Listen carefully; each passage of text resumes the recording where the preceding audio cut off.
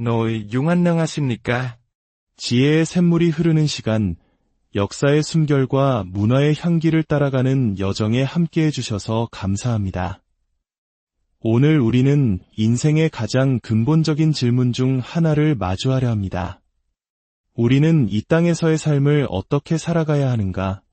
이 귀한 말씀의 여정을 시작하기에 앞서 잠시 시간을 내어 좋아요와 구독을 눌러주시면 이 은혜로운 이야기가 더 많은 분들에게 전달될 수 있도록 큰 힘이 됩니다.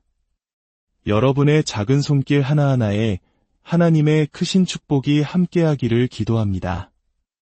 많은 신앙의 선배들은 우리에게 영혼의 관점에서 살라고 조언했습니다. 이 땅에서의 모든 순간을 영혼을 염두에 두고 살라는 뜻입니다. 18세기 위대한 신학자 조나단 에드워즈는 이렇게 기도했다고 전해집니다. 하나님, 제 눈에 영혼을 새겨주소서. 이 말은 과연 어떤 의미일까요? 그리고 우리는 어떻게 이 땅의 삶 속에서 영혼을 바라보며 살아갈 수 있을까요? 영혼은 우리가 올바르게 이해한다면 삶의 강력한 동기가 되어줍니다. 하지만 그것이 가장 위대한 동기는 아닐지도 모릅니다. 우리가 먼저 깨달아야 할 것이 있습니다. 기독교 신앙은 본질적으로 비범하고 초월적인 진리를 다룹니다. 우리는 단순히 윤리나 도덕을 이야기하는 것이 아닙니다. 우리는 삶의 궁극적인 의미, 죽음 이후의 세계, 그리고 모든 것을 심판하실 하나님의 보좌에 대해 이야기합니다. 나아가 말로는 다 표현할 수 없는 영원한 축복의 세계와 상상조차 할 수 없는 영원한 고통의 세계에 대해 이야기합니다. 이처럼 기독교는 이 세상의 차원을 뛰어넘는 거대한 진실을 우리 앞에 제시합니다. 동시에 성경은 우리에게 인생의 실상을 분명히 알려줍니다. 전도서의 말씀처럼 창세기 3장 이후 모든 인류는 죽음을 피할 수 없게 되었습니다. 우리의 삶은 너무나도 짧아서 성경은 그것을 아침 안개에 잠시 피었다 지는 들의 풀꽃에 비유합니다. 세찬 바람이 한번 불고 지나가면 그 자취조차 찾을 수 없는 것이 바로 우리네 인생입니다. 자, 이 두 가지 사실을 나란히 놓아봅시다. 한쪽에는 하나님의 심판과 영원한 운명이라는 거대하고 무거운 진실이 있습니다. 다른 한쪽에는 안개처럼 사라질 찰나의 인생이 있습니다. 이 둘을 비교해 본다면 생각하는 사람이라면 누구나 이런 결론에 도달할 것입니다. 내가 이 짧은 땅의 삶에서 행하는 모든 일은 저 장엄한 영혼의 관점에서 이루어져야만 한다. 어떤 면에서 신이 없다고 믿는 무신론자의 태도는 적어도 일관성이 있습니다. 그들은 이 삶이 전부이며 죽음 이후에는 아무런 책임도 결과도 없다고 믿습니다. 그러니 내일 죽을지 모르니 오늘 먹고 마시자고 말하는 그들의 삶의 방식은 그들의 신념 안에서는 논리적입니다. 하지만 기독교인이라고 고백하는 사람이 영원한 삶과 심판, 그리고 이 땅에서의 선택이 영원한 운명을 결정한다는 비범한 진리를 믿는다고 말하면서도 마치 내일이 없는 사람처럼 살아간다면 어떨까요? 화면 위에 잠시 나타났다 사라지는 점과도 같은 이 짧은 인생이 끝없는 영혼을 결정한다고 믿으면서 그 믿음과 정반대의 방식으로 살아간다면 말입니다. 거기에는 어떠한 일관성도 없으며 그 삶은 그 자체로 하나의 거대한 모순이요 비합리적인 모습일 수밖에 없습니다. 그렇기에 신앙의 선배들은 끊임없이 우리 눈앞에 영원이라는 진실을 펼쳐 보여주려 애썼습니다. 설교자의 중요한 사명 중 하나는 바로 이것입니다. 성도들 앞에 서서 끊임없이 상기시키는 것입니다. 여러분, 당신의 삶은 여기서 끝나지 않습니다. 당신의 앞에는 비범하고 영원한 세계가 기다리고 있습니다. 그러므로 지금 이 순간의 최고의 삶을 누리는 것이 그리 중요하지 않습니다. 만약 당신의 인생 최고의 순간이 바로 지금 여기라면 그것은 당신의 영혼이 지옥이라는 것을 의미할 수도 있기 때문입니다. 오늘날 많은 교회에서 어떻게 하면 이 세상에서 더 행복하고 성공적인 삶을 살 수 있는가를 가르치는 경향이 있습니다. 하지만 종교개혁가들과 청교도들, 그리고 초기 복음주의자들의 외침은 달랐습니다. 그들은 물론 이 땅에서 하나님이 주시는 복된 삶을 누릴 수 있다고 믿었지만 그것이 신앙의 핵심은 아니라고 가르쳤습니다. 그들의 메시지의 중심에는 늘 이것이 있었습니다. 내 하나님 만나기를 준비하라. 그렇다면 영혼의 관점에서 사는 것이 우리 신앙의 가장 큰 동기일까요? 앞서 말씀드렸듯 영혼은 분명 강력한 동기입니다. 하지만 가장 위대한 동기는 아닙니다. 영혼의 관점에서 살라는 말에는 우리가 주의해야 할 부분이 있습니다. 왜냐하면 이 말은 자칫 나 자신에게 초점을 맞추게 할 수 있기 때문입니다. 내가 영혼 속에서 복을 받기 위해, 내가 심판을 피하기 위해 하나님께 순종해야 한다. 물론 이 생각 자체가 틀린 것은 아닙니다. 그러나 이 동기의 중심에는 여전히 나의 안녕과 나의 보상이 자리 잡고 있습니다. 우리에게는 이보다 훨씬 더 위대하고 근원적인 동기가 있습니다. 그것은 바로 그리스도를 위하여 사는 것입니다. 나를 위해 죽으신 그분을 위해 사는 것입니다. 고린도후서 5장에서 우리는 위대한 진리를 발견합니다. 저는 이것을 해와 달, 즉 더 큰 빛과 작은 빛에 비유하곤 합니다. 5장 10절에서 사도 바울은 작은 빛, 즉 영원한 심판에 대해 말합니다. 이는 우리 각 사람이 반드시 그리스도의 심판대 앞에 드러나 선악간에 그 몸으로 행한 것을 따라 받으려 함이라. 바울에게 있어서 심판에 대한 인식은 분명한 동기였습니다. 하지만 그것은 그의 가장 큰 동기가 아니었습니다. 바울을 움직인 궁극적인 힘은 자기 자신의 보상이나 영원한 안위에 대한 생각이 아니었습니다. 그의 가장 위대한 동기, 즉 큰 빛은 14절에 나타납니다. 그리스도의 사랑이 우리를 강권하시는도다. 여기서 주목해야 할 점은 이것이 그리스도를 향한 바울의 사랑이 아니라는 것입니다. 우리 모두의 사랑이 그렇듯 바울의 사랑 또한 때로는 변덕스럽고 흔들릴 수 있었을 것입니다. 바울을 움직인 것은 그 자신의 불완전한 사랑이 아니라 바울을 향한 그리스도의 완전한 사랑이었습니다. 그렇습니다. 우리의 삶을 이끌어가는 가장 위대한 동력은 물론 영원과 심판에 대한 인식일 수 있지만 그보다 더 근원적인 것은 하나님이 세상을 이처럼 사랑하사 독생자를 주셨으니 라는 진리입니다. 하나님이 나를 사랑하신다는 것, 그리스도께서 나를 사랑하신다는 것, 그 사랑이 바로 갈보리 십자가 위에서 나에게 증명되었다는 사실입니다. 이 사랑이야말로 우리를 붙들고 우리를 이끌어가는 가장 강력한 힘입니다. 가끔 인터넷을 보면 제가 했던 설교 중에 유독 논쟁적이고 강하게 책망하는 내용들만 인기를 끄는 것을 보며 안타까울 때가 있습니다. 사실 저는 제 사역의 대부분의 시간을 그리스도 안에 있는 하나님의 사랑이 얼마나 크고 놀라운지를 성도들에게 가르치는 데 사용합니다.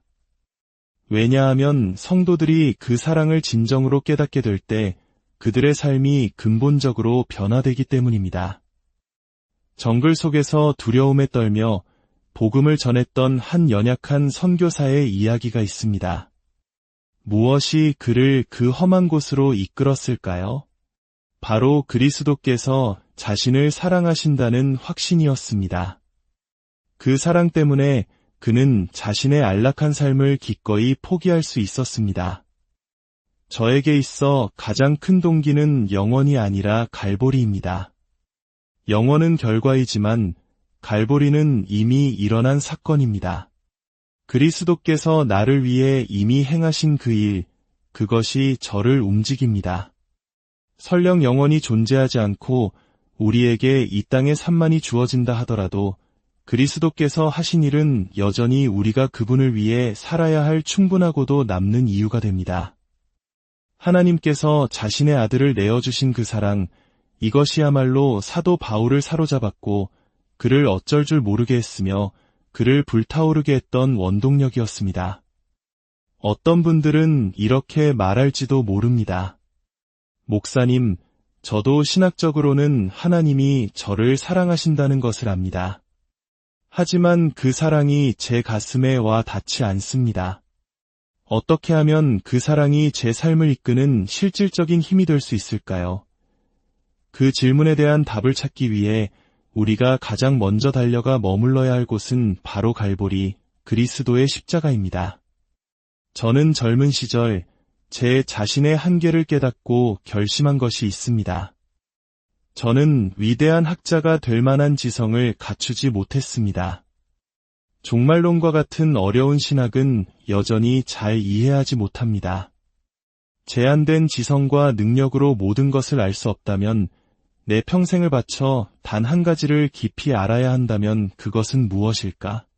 저의 대답은 그리스도의 십자가였습니다. 저는 수없이 많은 날들을 하루에도 몇 시간씩 오직 십자가만을 묵상하고 연구했습니다.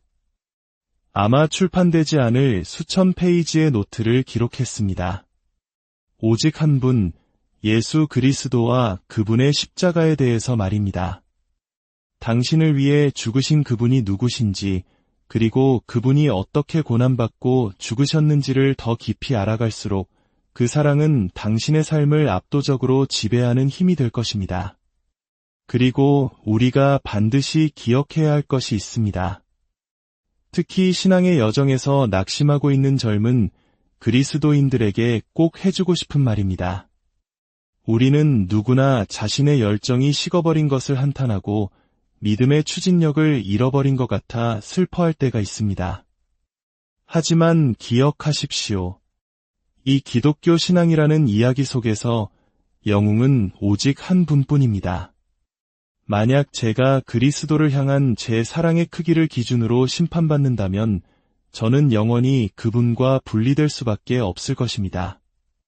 강단에서 불같이 뜨겁게 말씀을 전하다가도 호텔방에 홀로 돌아와서는 영혼의 메마름과 가뭄을 느낄 때가 얼마나 많은지 모릅니다.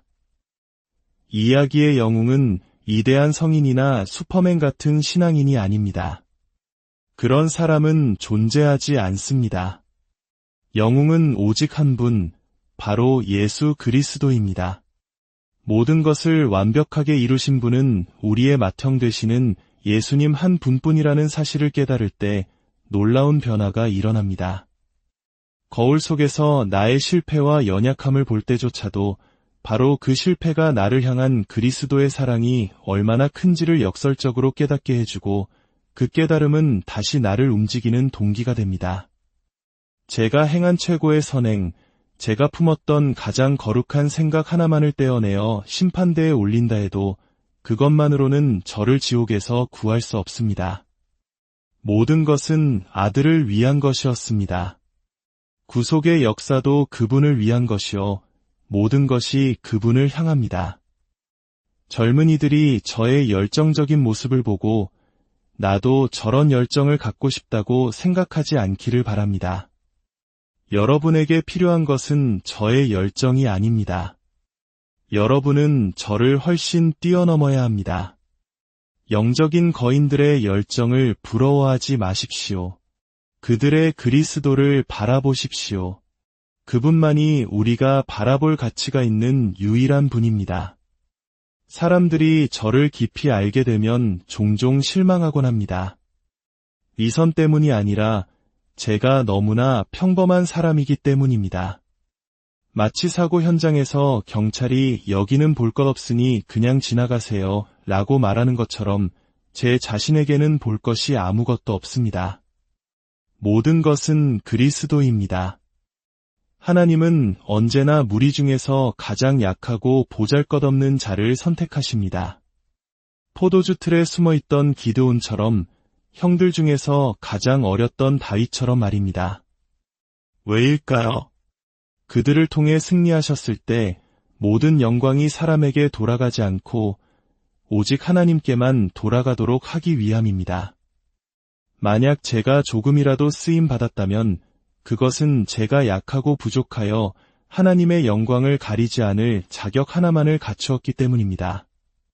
그러니 자기 자신에게 몰두하지 마십시오. 우리가 해야 할 일은 그저 계속해서 그리스도를 바라보는 것입니다. 무한히 장엄하고 아름다운 그분을 바라보십시오. 옛 청교도들은 이렇게 말했습니다.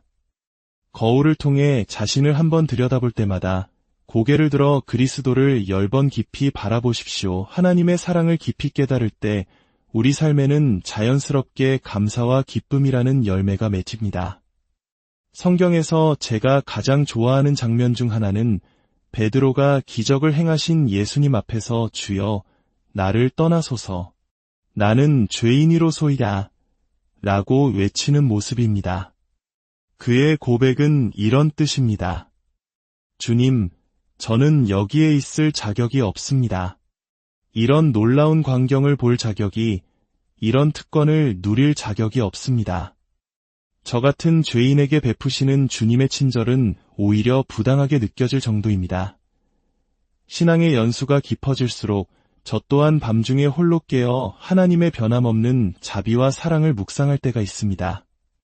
하나님의 원수였고 여전히 자기중심적이며 수많은 허물을 가진 나 같은 자에게 어찌하여 이토록 변치 않는 사랑을 쏟아부어 주시는가.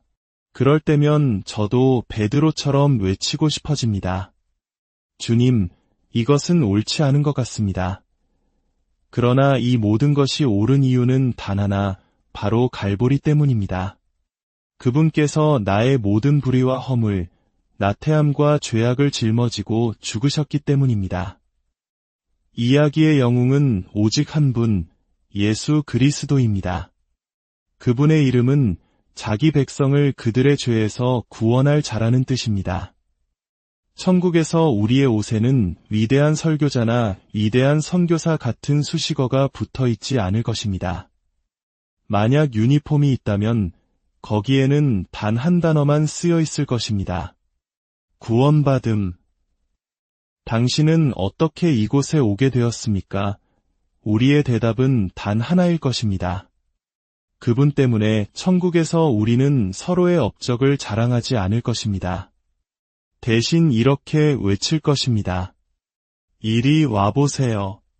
그리스도께서 이 형제를 위해 얼마나 위대한 일을 하셨는지 들어보세요. 그리스도께서 나를 위해 얼마나 놀라운 일을 하셨는지 들어보세요. 우리는 그저 은혜를 받은 자들일 뿐입니다. 설령 당신이 순교자로 생을 마감한다 해도 그 모든 것은 내가 아니요 오직 나와 함께 하신 하나님의 은혜로라고 고백하게 될 것입니다.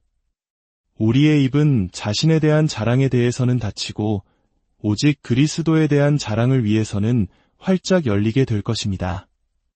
그분만이 우리의 영웅이십니다.